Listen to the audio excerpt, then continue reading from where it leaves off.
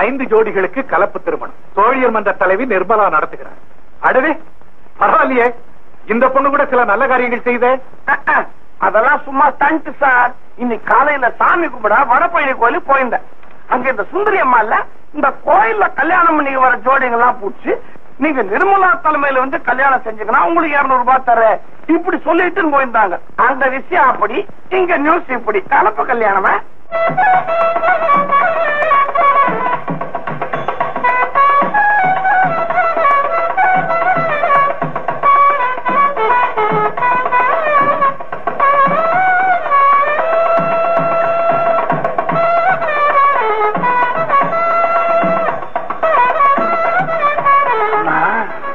நான் 5 ஜோடி தானே கூட்டிட்டு வந்தேன். 6வதா இந்த குடுமி ஜோடி எப்ப வந்தது? இருக்கட்டுமே, நமக்கு தானே பெருமை. சரி சரி, நீ போய் பேசு. நாட்டுப்பட்டான். பெரியவர்களே, நான் நடத்தி வைக்கும் இந்த கலப்பு திருமணத்துக்காக பல பேர் என்னை வாழ்த்தி பேசினார்கள். நன்றி. திருமணம் செய்து வைப்பது மிகவும் எளிது. ஆனால் அது கலப்பு திருமணமாக இருக்க வேண்டும் என்பதற்காக நான் எவ்வளவு சிரமம் எடுத்துக்கொண்டேன் என்பது கடவுளுக்குத்தான் தெரியும். இளமையிலிருந்தே என் ரத்தத்தில் பொதுநல மனப்பான்மை கலந்து விட்டது.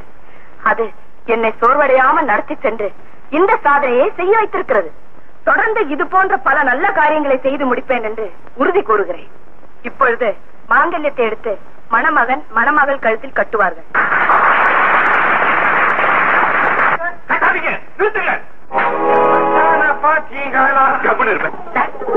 ஏன் அவசரம் மாதிரி தாலி கட்டுறீங்களே? என்ன கையில தாலி இருக்குன்னு கட்டிட்டா பின்னாடி அவசப்படுறது யாரு? என்ன அவ்வளவுதான்? எங்க போய் நீ எங்க போற? மச்சான் கிட்ட போறேன். போய் உட்காருங்க. ஐசா நீ என்னலாம் பாக்குறியா? அரஞ்சனா நாங்கெல்லாம் கூலி வேலை செய்யறவங்க. அம்மா ஏதோ பெரிய மாசம் பண்ணி எங்களுக்கு எல்லாம் கல்யாணம் பண்ணி வைக்கிறாங்க. வர்றவனுக்கு யாருங்க சோறு போடுவா? நான் தயா வர்றவா, அதுக்கு என்ன செய்யணும்ன்ற? ஏதோ பெரிய மனசு பண்ணி அம்மா ஏதாவது கொடை கொடுத்தாங்கன்னா, என்னத்த கொடை? அதாங்க நன்கொடை ஒரு 4000 5000 கொடுத்தாங்கன்னா தொழில் செஞ்சு போயிச்சுக்கலாம். பையன் வலைய வரைக்கிறான், மாட்டிக்காத ஜாக்கிரதை. என்னத்த பண்றது? எனக்கே ஒண்ணும் புரியல. தாலி இருக்குன்னு கையில தூக்கிட்டு குத்திக்கிட்டு இருக்கீங்களே, நாளைக்கு இந்த பொண்ணுங்களை எல்லாம் எப்படியா காப்பாற்ற போறீங்க? ரெண்டு பொண்ணுங்கள கைத்து நீட்டி மாட்டீங்களே, நாளைக்கே புடிச்சாதான் ஓடி போட்டான். அப்ப என்ன செய்வீங்க? ஓடுறது இருக்கட்டும்டா, இருக்கட்டும். நாளைக்கே ஏதாவது தொழில் செய்ய வேணாம். தொழில விட மாட்டான். நாளைக்கே புடிச்சதாரம் குடிகாரனா போடுறான். அப்ப குழந்தை குட்டிங்களை எப்படி காப்பாற்றுவீங்க? விட்டுக்காம 2ஆம் மடையா. அதனால கல்யாண ஆற கையோட அம்மாவை கேட்டா ஏதாவது காசு பணம் கொடுக்காமையா போயிட போறாங்க? கொடுக்கல என்ன விட்டுருவோமா? கார்ல கொண்டு வச்சு வைக்கிற மாட்டோம். கேளுங்க, அம்மா கேட்கணும்ல. அப்படி அவங்க கொடுக்கலன்னா நம்ம ஒருத்தர் தாலி கட்ட வேணாம். ஆமா, கட்ட வேணாம். தாலிய கூட தாலிய கூட தாலி கட்டாம போட்டு ரொம்ப கேவலமாயிடும். பத்திரக்காரங்க எல்லாம் வந்திருக்காங்க. அதுக்கு என்ன பண்ணணுங்கிற? பணத்தை கொடுத்து தொலைச்சிருவோம். ஒரு மாப்பிள்ளை கேட்டுக்கொண்டபடி ஒவ்வொரு ஜோடிக்கும் 2000 ரூபாய் கொடுக்க சம்மதித்திருக்கிறேன். எப்ப கொடுக்குறீங்க? வீட்டுக்கு வாங்க, உங்க கையில எல்லாம் பத்து கொடுத்துருக்கேன்.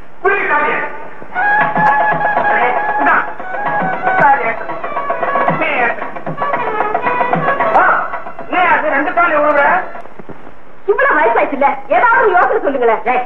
வயசு பத்தி பசங்க எனக்கு கெட்ட கோவம். அப்படி என்ன வயசாயிடுச்சு? எனக்கு வயசு சரி, அதை விடு. அவன் மட்டும் தானே வரப்போறான். எதையாவது கொடுத்து சமாளிப்போம். எனக்கு என்ன கொடுக்க போறீங்க? உத கொடுக்க போறேன். ஏயா, உனக்கு கல்யாணம் பண்ணி வைக்கிறேன்னு யாரு ஒன்னு அழைச்சது? யாரும் அழைக்கலீங்க. அப்ப யார கேட்டுக்கிட்டு மேடையில வந்து உக்காந்த? நானாவா அங்க வந்து குந்திக்கினேன்? நீயா வந்து குந்திக்கணும்ல? வாயை மூடிக்கிட்டு தாலியை கட்டிட்டு புடுக்கறத வாங்கிட்டு ஓட வேண்டியதானே? அதை விட்டுட்டு இல்லாத குசும்பல்ல யாரு ஒண்ணு? அதை கேக்குறீங்களா? உட்காருங்க, வேணாவாரியா சொல்றேன். எங்க வீட்டுல வந்து என்ன நீ உட்கார சொல்றியா? நான் மிஸ்டர். எனக்கு இவ்வளவு மரியாதை கொடுப்பீங்க நான் எதிர்பார்க்கவே இல்லைங்க. நில்லுங்க, சொன்ன கேட்டீங்கள. இப்படி 4 தடவை செய்ய உடம்புக்கு நல்லது. காதல பூ ரொம்ப பேசுறேன். ஆமா, ஏன் அந்த பண்ண? என்ன பண்ணீங்க? பலாபலங்கிறது எப்பவுமே ஒரு வழி பாதையா இருக்கக்கூடாது. நீங்க எங்களை வச்சு புகழ் சம்பாதிக்கிறப்ப நாங்க உங்களை வச்சு ஏன் பணம் சம்பாதிக்க கூடாது? அதுல என்ன தப்பு? உங்களை வச்சு நாங்க புகழ் சம்பாதிக்கிறோமா? நாங்க தேச சேவை செய்யறோம். நீ மெக்கானிக் தானே? எப்படி கண்டுபிடிச்சீங்க? அதான் நெஞ்சு தடவறியே. ஆமா, நான் மெக்கானிக் தான். ஒர்க் ஷாப்ல காரோட பெண்டை நிமித்துவேன். ஒழிஞ்ச நேரத்துல உங்களை மாதிரி காரிகளோட பெண்டை நிமித்துவேன். இப்ப என்ன பண்ண சொல்ற? சொன்னபடி 10,000 ரூபாய் செட்டில் பண்ணுங்க. நீ என்ன மகாராஜன் நினைப்பா? அபராதம் விதிக்கிற. பணம் கொடுக்க முடியாது. நீ என்ன பண்ண போற? என்ன பண்ணுவ? என்ன செய்வனா? அந்த 5 ஜோடி மணமக்களை ஒரு வேன்ல ஏத்துவேன். தெரு தெருவா கூட்டிக்கிட்டு போய் உங்க உண்மைகளை உடைப்பேன். பத்திரிகை ஆபீஸ்ல நிறுத்தி பேட்டி கொடுக்க சொல்லுவேன். கடற்கரையில பெரிய கூட்டம் போட்டு உங்க சுய விளம்பரத்தை. போதும் போதும். ஜனங்கள்லாம் கூட்டமா வந்து கல்லால் அடிக்கிற வரைக்கும் நீ எங்களை விடமாட்ட போல இருக்க. உனக்கு 10,000 தானே தேவை? அதுக்கு மேல ஒரு பைசா வேணும். இதோ வர. வேற பணம் வாங்குது.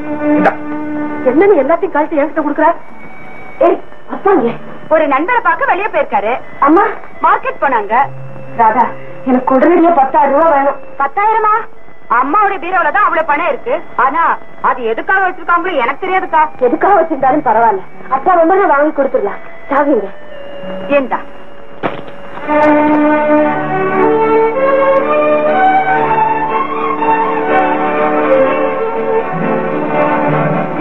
இந்தா நீ கேட்ட 10,000. இனிமே எக்காரணத்தை கொண்டு பணத்துக்காக என் பர்சனல் லைஃப்ல தலையிட்ட நான் பொல்லாதவளாயிடுவேன். இனிமே நீங்க எக்காரணத்தை கொண்டு புகழுக்காக பொது வாழ்க்கையில தலையிட்டீங்க, நான் பொல்லாதவன மாறிடுவேன். அப்போ நான் புகழ் தேடுறது தப்புங்கிறியா? போலி புகழ தேடுறதுதான் தப்புன்னு சொல்றேன். குறுக்கு வழியில போகாம நேர் வழியில போங்க. ஆமா, நேர் வழியில போய் புகழ தேட ஆரம்பிச்சோம்னா செத்ததுக்கு அப்புறம் தான் சிலையும் வரும் புகழும் வரும். வயசாயிடும்பா உங்களுக்கா? அவளுக்கு.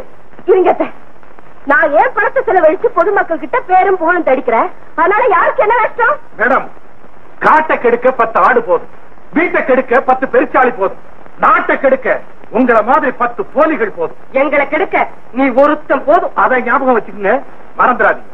வர என்ன இந்த குடுமையா மீசி எல்லாம் எடுத்துட்டு போயிடுப்பா.